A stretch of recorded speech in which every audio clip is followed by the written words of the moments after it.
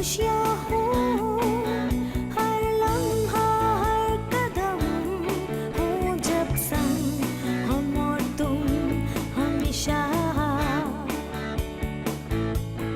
खुशियाँ ही खुशियाँ हो हर लम्हा हर कदम।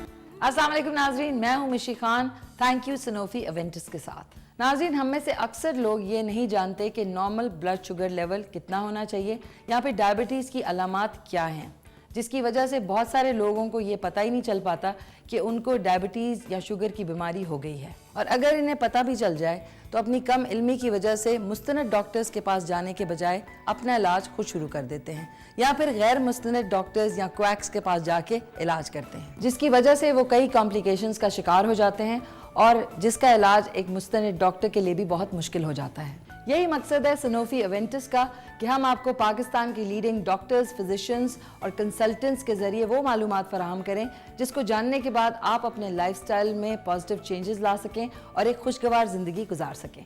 और इसी कोशिश को सराहते हुए हम कहते हैं thank you Sanofi Aventis, because health matters, क्योंकि पेशेंट्स बेनिफिट ही सनोफी एवेंटिस की अव्वलीन तरजीह है। खुशियाँ ही खुशियाँ हो हर लम्हा हर कदम। आइए आपकी मुलाकात करवाते हैं मिस्टर सनी से और देखते हैं कि वो डॉक्टर से क्या मालूमात हासिल कर रहे हैं। Thank you Sanofi Aventis. Doctor साहब, डायबिटीज़ क्या होती है? देखिए जी, ज़ियाबतीस बेसिकली जो है वो जिनयाती बीमारी है और वालदैन जिनकी कज़न मैरिजेस यानी कि अगर आपस में रिश्तेदारों में शादियाँ हुई हों तो या किसी वालिद या वालदा को ज़ियाबतीस हो, शुगर हो, तो वो बच्चों में जा सकती है।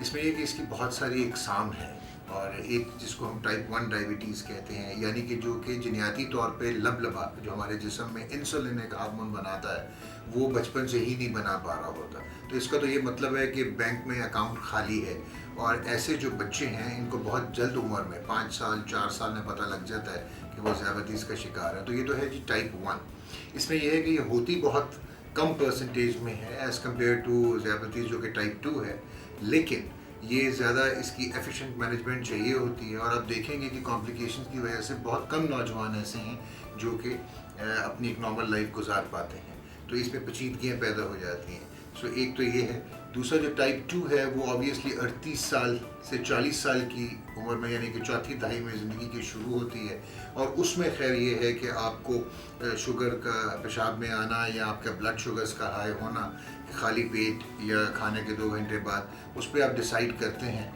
और बेसिकली जो ज़ियाबतीस है वो एक ऐसा मर्ज़ है जिसमें लबलबा इंसुलिन बनाना छोड़ दे या कम बनाए, उतनी ना बन पाए जितनी के बॉडी में उसकी ज़रूरत है। जिस समय उसकी ज़रूरत है तो ग्लूकोज जो है वो खून में आना शुरू कर देता है और जब खून में आएगा तो बहुत सारी ऐसी पेचीदगियाँ पैदा करता है। डॉक्टर साहब, डायबिटीज़ की अलामात क्या हैं? देखिए, डायबिटीज़ की अलामात जो हैं वो कई होती हैं। एक तो ये है कि ये आहिस्ता आहिस्ता जो है इसके सिम्टम्स खासकर किस्म 2M की डायबिटीज़ में होते हैं और किस्म अव्वल की डायबिटीज़ में सिम्टम्स जो है वो बहुत ज़्यादा होते हैं। और सिम्टम्स या अलामात क्या हैं, वो ये है कि पेशाब की ज़्यादती, प्यास की ज़्यादती, वज़न का कम होना, इन्फेक्शंस मुख्तलिफ़ जगहों पे होना, ज़ख़म का देर से भरना, ये सब अलामात हैं डायबिटीज़ की। इसके जो क्लासिकल सिम्टम्स जिसको हम कहते हैं, प्यास लगना बहुत ज़्यादा, पानी पी के और मज़ीद प्यास लगना, ठीक है, और बहुत ज़्यादा छोटे पेशाब का आना, यूरिन बहुत ज़्यादा आपका आना जिसको हम पॉलीयूरिया कहते हैं। सो ये 1-2 हैं। फिर टांगों में जान ना रहना, आपको नकाहत होना, ऐसे लगना कि आपका वज़न कम होना शुरू हो गया है। सो ये वो तमाम अलामात हैं जिसमें शुगर को रूल आउट करना बहुत ज़रूरी हो जाता है। डॉक्टर साहब, डायबिटीज़ किन लोगों को होने के इम्कान ज़्यादा होते हैं? देखेंगे, डायबिटीज़ की बीमारी वैसे तो हर किसी को हो सकती है, कोई भी इससे मुबर्रा नहीं है। ताहम वो लोग जिनका वज़न ज़्यादा है, वो लोग जो काम ऐसा करते हैं कि उसमें बैठना ज़्यादा होता है, जिस्मानी मशक्क़त बहुत कम होती है, वो लोग जो सैर वगैरह नहीं करते, वर्जिश नहीं करते, और वो लोग जिनके माँ या बाप या दोनों को अगर डायबिटीज़ की बीमारी है तो ऐसे लोगों में डायबिटीज़ की बीमारी होने के चांसेस बहुत ज़्यादा होते हैं। ताहम जो टाइप 1 डायबिटीज़ है उसमें फैमिली हिस्ट्री ना भी हो तो कोई फ़र्क नहीं पड़ता, वो एक बीमारी है जो किसी भी शख्स को किसी भी वक्त लग सकती है। डॉक्टर साहब, अनकंट्रोल्ड डायबिटीज़ की वजह से क्या कॉम्प्लिकेशंस हो सकती हैं? देखिए, अगर किसी ने डायबिटीज़ कंट्रोल नहीं किया और वर्षों अनकंट्रोल रही तो फिर इसकी पेचीदगियाँ हो जाएंगी, और पेचीदगियाँ जो हैं बहुत होती हैं। आप ऊपर से लें तो सबसे पहले ब्रेन पर इफ़ेक्ट कर सकता है, और स्ट्रोक यानी फालिज के इम्कानात आम लोगों के मुकाबले में 2 से 3 गुना ज़्यादा होते हैं डायबिटिक पेशेंट्स में। उससे नीचे आइए तो आँखों पे जो है वो डायबिटीज़ अगर कंट्रोल ना हो तो पर्दे पे असर होता है। वैसे तो मोतिया भी डायबिटिक पेशेंट्स में होता है आम लोगों की तरह से, लेकिन थोड़ा सा वक्त से पहले हो जाता है।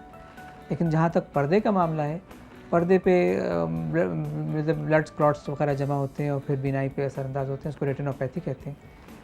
और वो अगर उसको बर वक्त अगर उसको टैकल ना किया जाए लेज़र वगैरह ट्रीटमेंट से, तो फिर बीनाई के ज़ाया होने का खदशा होता है। पेशेंट को नज़र की धुंधलाहट महसूस होती है, या वो तो बिल्कुल अर्ली स्टेजेस में होगा, उसकी पढ़ने की निगाह कम हो जाती है, जो कि चश्मा लगाने के बावजूद भी साफ़ नहीं होती।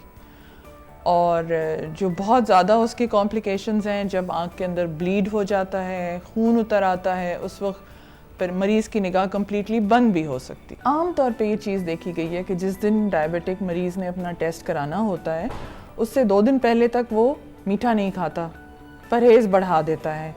तो आम तौर पे जो ये टेस्ट होते हैं लैब में, ये मिसलीडिंग होते हैं। इसके लिए बहुत अच्छा टेस्ट है एक HbA1c। वो आपको, चाहे आपने मीठा खाया हो या ना खाया हो, आपके पिछले 3 महीने के कंट्रोल के बारे में आपको बता देता है। ये आँख के पर्दे के असर के लिए भी बहुत इम्पॉर्टेंट है कि HbA1c अगर कंट्रोल रहता है तो हम पर्दे के असरात को बहुत देर तक डिले कर सकते हैं। इसमें 1% भी राइज जो है वो पर्दे के असरात को बहुत हद तक बढ़ा देता है। अगर इसका भरपूर कंट्रोल ना किया जाए और खून में शुगर्स हाई हों, तो फिर जो पेचीदगियाँ पैदा होती हैं, जिनमें बीनाई का जाना या फालिज का आना या दिल के अमराज होना, इसी तरह गुर्दे फेल हो जाते हैं, अल्लाह ना करे ऐसे कि ज़ख़म हो जाएं और फिर वो ठीक ना हो सकें बर वक्त, उनका इन्फेक्शन होना या शरियानों में खून का दौरानिया कम होना, तो इसकी वजह से कई दफ़ा पैर भी काटने पड़ते हैं। या हमारी जो नसें, जिसको मैं आम वर्ड में कहूँगा नर्व्स, उनमें के ऊपर से जो है उसकी प्रोटेक्शन का हटना, और उसकी वजह से पैरों में नमनेस, यानी कि ऐसे लगना कि बेजान बेसूद हैं या कीड़ियाँ चल रही हैं। तो ये वो चीज़ें हैं, पेचीदगियों का इलाज उनको शायद रोका तो जा सके, लेकिन उनको रिवर्स नहीं किया जा सकता, और फिर वो आपके लिए माजूरी का बायस भी बन सकती है। आइए लेते हैं एक टीनी टाइनी सा break. Will be right back.